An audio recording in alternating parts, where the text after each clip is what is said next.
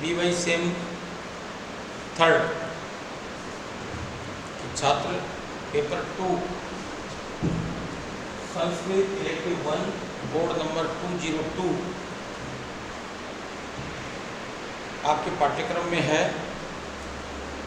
आप सभी छात्रों से मेरा अनुरोध है कि आप इस पूरे पाठ्यक्रम को लिख करके नोट्स बनाइए। 100 नंबर का होगा, काव्य प्रकाश है मम्मट का।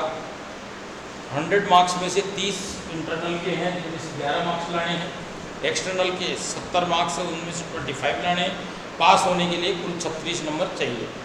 लेकिन आप लोगों को फर्स्ट डिवीज़न मेरिटियर गोल्ड मेडल होने के लिए अधिक परिश्रम करना होगा, नोट्स बनाने होंगे। इसके लिए मैं आपको यूनिट वाइज पाठ्यक्रम बताता हूँ। काव्य प्रकाश के प्रथम उल्लास में कारिका 1, 2 और 3, 2 दूसरे यूनिट में कारिका 4 और 5, तीसरे में दसम उल्लास में नियतांश, नियत अलंकारों, भेद रहित, उपमा और प्रेक्षा, रूपक, अनन्वय, अपनौती, श्लेष, समासोक्ति तथा निदर्शना, लक्षण अन्य उदाहरणनी समझूती, इनके लक्षण और उदाहरण होंगे। और चौथा है आचार्य मम्मट तथा काव्य प्रकाश में यूनिट 4 आचार्य मम्मट तथा काव्य प्रकाश में परिचय, अन्य काव्य प्रकाश नाम कृतत्व विषय मतो। मम्मट, कवि मम्मट कौन थे, इनका जन्म कब हुआ, इनका समय कब से कब रहा, और इन्होंने काव्य प्रकाश की कृति को पाठकों के लिए, बुद्धिजीवियों के लिए और सामाजिकों के लिए कैसे उपयोग में ये आएगा, उस सारे संदर्भ में आपको आचार्य मम्मट का जीवन परिचय पढ़ना होगा। काव्य क्या है और प्रकाश क्या है। काव्य और प्रकाश, काव्य के लिखने और पढ़ने से मनुष्य का विवेक परिष्कृत होता है और पाठक जन उस काव्य को पढ़ने लिखने से उनके जीवन में अंधकार समाप्त होता है और प्रकाश का आगमन होता है। इसलिए मम्मट ने इस कृति का नाम काव्य प्रकाश रखा। इसकी कृति में 10 उल्लास है, प्रथम से दसम उल्लास तक है, जिसमें आपके प्रथम उल्लास है, दसम उल्लास के निर्धारित अलंकार हैं जिनकी उदाहरण और लक्षण हैं। दूसरा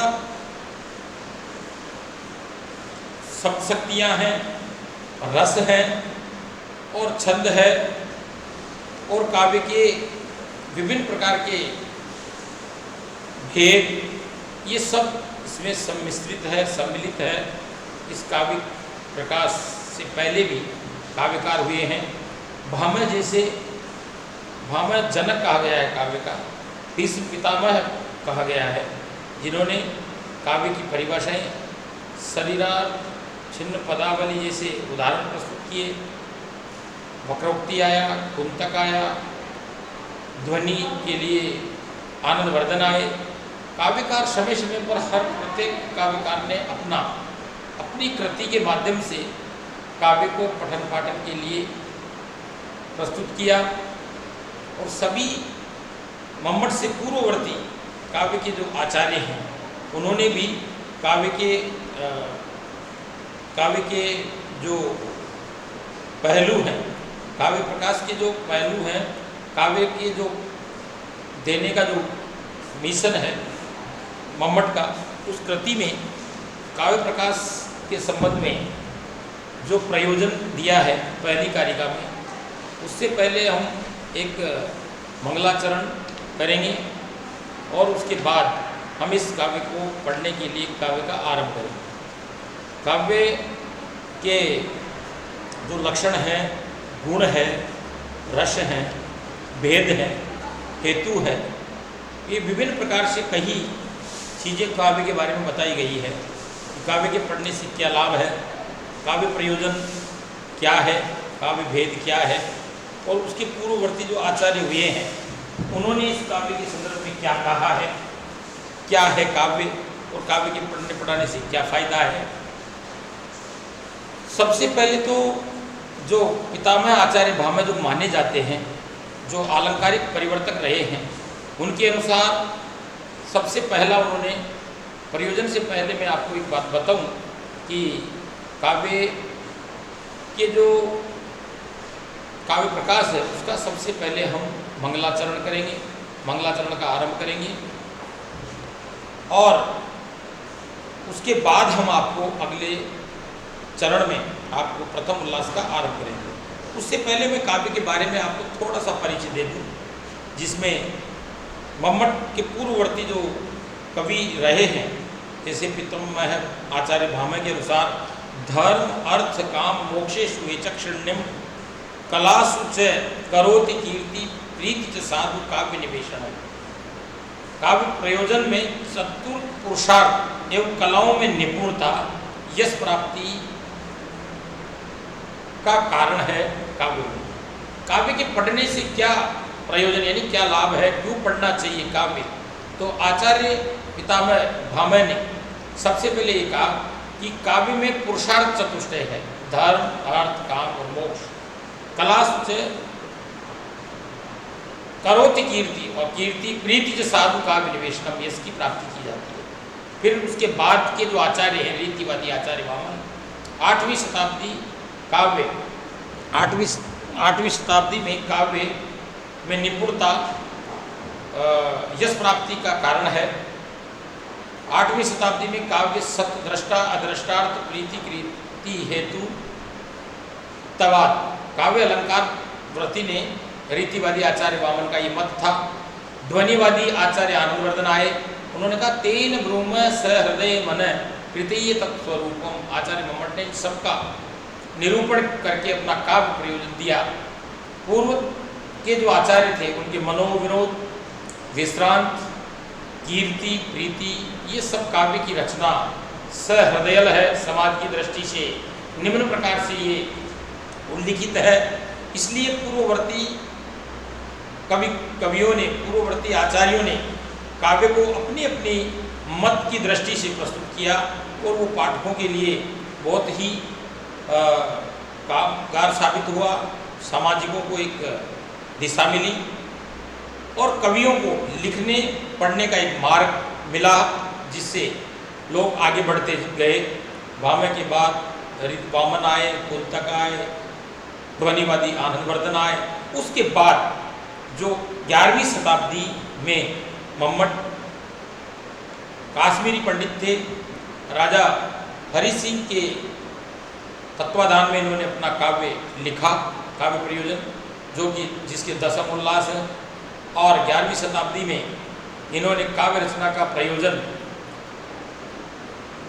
कीर्ति और प्रीति और यश को माना। 11वीं शताब्दी ने काव्य के मूल में विद्यमान प्रयोजन का रचयिता सहृदय समाज की दृष्टि से निम्न प्रकार से उल्लेखित किया गया काव्य प्रयोजन।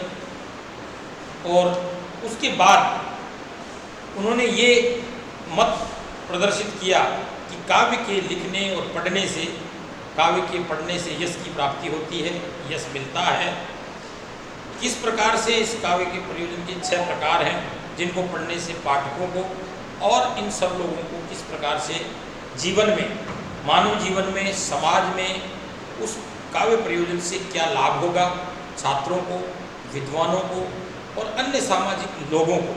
क्योंकि जो व्यक्ति काव्य प्रकाश को 10 उल्लासों में पढ़ता है, उसके जीवन में काव्य के पठन पाठन के लिए, कवि कृति लिखने के लिए उसकी जिज्ञासा बढ़ती है।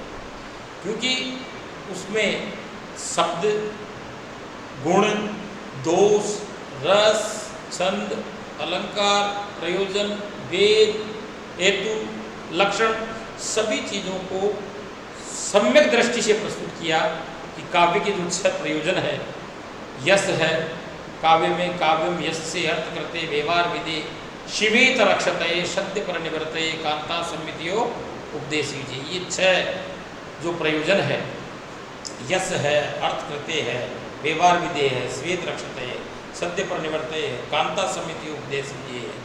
और बाद में उसका उन्होंने निष्कर्ष लिखा। इसलिए पहले उन्होंने सबसे पहला कार्य मम्मट ने ये किया कि कि पहले मंगलाचरण किया। मंगलाचरण में नियतिकृत नियम रहिताम आलादैक मनन्य परतंत्रताम नवरस रुचिराम निर्मति माधुरी भारती कबीर जय।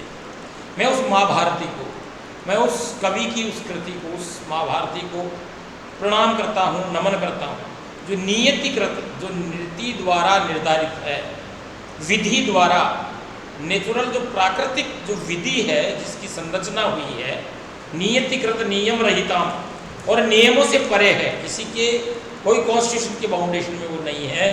नियतिकृत नियम रहिताम आलादैक मनन्य, और अनेक आनंदों को देने वाली है। आलादैक मनन्य परतंत्रताम, और किसी के प्राधीन नहीं रहने वाली है। परतंत्रताम नवरस रुचिराम, और नवरसों को देने वाली है। नवरस रुचिराम नियतिकृत नियम रहिताम आलादैक मनन्य परतंत्रताम नवरस रुचिराम निर्मिति माँ ददति भारती, जो नवरसों का निर्माण करती है। निर्मिति माँ ददति भारती, उस कवि की भारती को, निर्मिति माँ ददति भारती कबीर जयते, उस कवि की भारती को, उस माँ सरस्वती को नमन करता हूँ, प्रणाम करता हूँ, वंदन करता हूँ। और मैं आशा रखता हूँ कि मेरे पाठक, छात्र, प्रोफेसर, सामाजिक निर्विघ्न इसकी समाप्ति हो, और पाठकों तक मेरी काव्य प्रकाश, जो पूर्ववर्ती आचार्य रहे हैं, उस प्रकार से मेरी काव्य प्रकाश के दसम उल्लास समाज के बीच में जाके प्रेरणा का स्रोत बने, ज्ञान ज्योति को जलाए, काव्य के रूप में ज्ञान अंधकार से प्रकाश लाए, ये मेरी इच्छा है।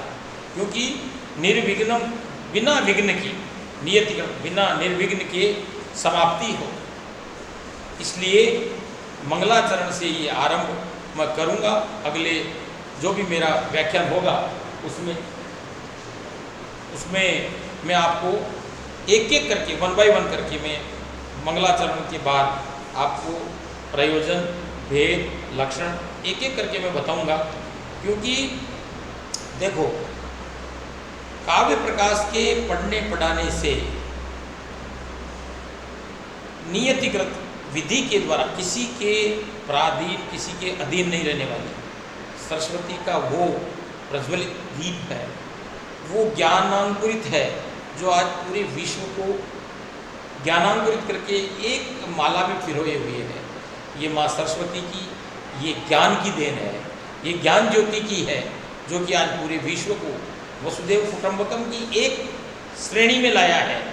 आज पूरे विश्व में लोकतंत्र की जो परिभाषाएं हैं, वो नियतिकृत नियम रहिताम आलादैक मनन्य परतंत्रताम, किसी के प्राधीन नहीं रहने वाली। एक व्यक्ति इसको बाउंड नहीं कर सकता। लक्ष्मी को संचित कर सकता है, सरस्वती को नहीं कर सकता। सरस्वती को दान करने से बढ़ती है, लक्ष्मी दान करने से घटती है।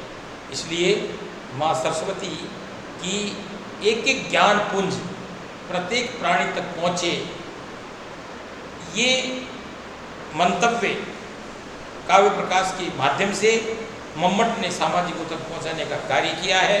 और ये आप लोगों को, कई लोगों को ये पीजी सेम थर्ड में जाकर के प्राप्त होता है पढ़ने का, लेकिन आपको सेम थर्ड में ही ये मिलने का ये अवसर मिला है। और मैं आपको इसी के साथ आगे आपको पढ़ाता रहूँगा। आप इसको ध्यान से एक बार ऑनलाइन पढ़िए। ओके।